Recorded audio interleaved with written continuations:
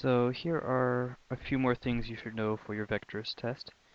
You should know how to do linear combinations. So suppose you're given some vector u with components, um, let's say x of u and y of u, and some vector v with a component here xv and yv. So this is the x component of v, this is the y component of v, x component of u, y component of u. And some third vector, let's call that vector w, and say it's got components a and b. So linear combinations basically says how am I going to combine u and v to get a third vector. So if you were supposed to find the components of vector w through a linear combination of vectors u and v, it would look something like this. Now this is going to be purely abstract. There won't be any numbers, but the theory and method works the same even if you have numbers.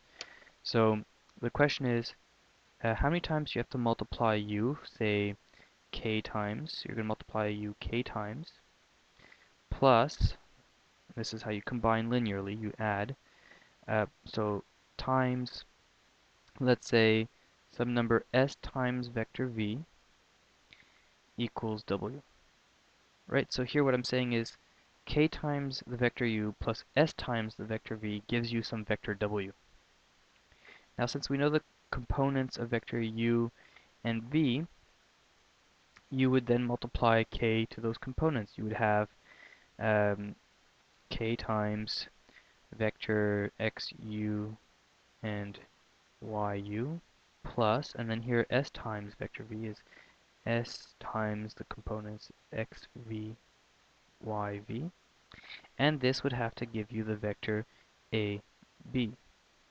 Now, this here is after I apply the scalar product here, I'm sorry, not the scalar product, but the scalar multiple here, k, we get k times xu, and we're adding that to the x component here, and that's plus s times xv, and of course that has to give you the x component of your final vector, which is a. And then here we have k times y of u plus s times y of v equals b. So here we have a systems of equations. Why? Because you know this. Let me check it off in a different color. You know x of u, y, and x of v and a. You know this and this and this. And what you'd be solving for is k and s, k and s. So basically you have two equations with two unknowns, and that you would do with systems of equations. So that's how you would solve linear combinations. Now, something else you should know for your test is the orthogonality test. So what that means is, how do we find out if two vectors are at 90 degrees with each other?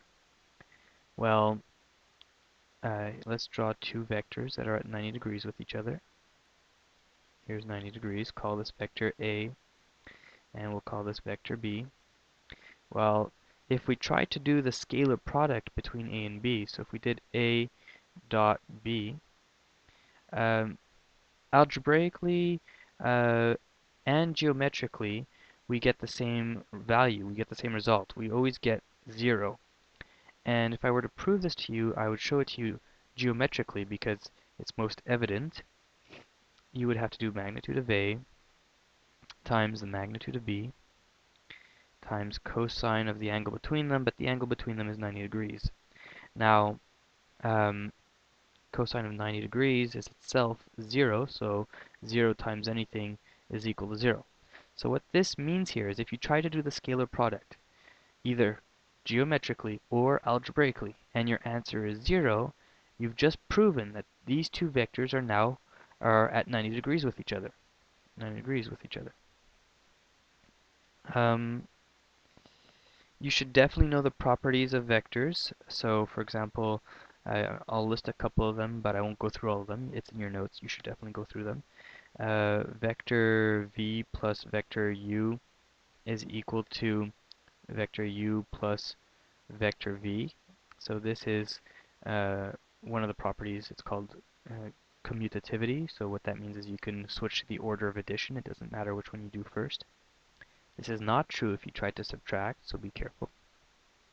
Another thing would be, for example, some number times vector u plus vector v. Well, you can distribute k, so that would be k times u plus k times v. So this is the distribution property of vectors. Um, there are a few more in your list. I'm not going to go through all of them. The identity element of addition is the 0 vector. The identity element of multiplication is the unit vector, which I'll indicate as either vector I or vector j because, uh, well, I is in the vertical direction, j in the horizontal direction. So look in your notes for these. You should know them. And you should definitely understand that if two vectors are equal to each other, say vector 1 is equal to vector 2, well, what that means is, let's say vector 1 has components a and b, and vector 2 has components x and y. Well, since vector 1 and vector 2 are equal to each other, that means the x components are equal to each other, so a and x are equal to each other, and the y components are equal to each other, so that means b and y are equal to each other.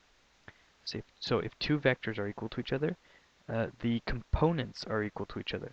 Why? Because what happens is, when we find the components of a vector, this horizontal distance has to be the same for the two vectors, and this vertical distance has to be the same for the two vectors, for the two vectors to be pointing in the same direction and have the same magnitude. I think that's it for now. If I think of anything else, I'll add to your memory aid list.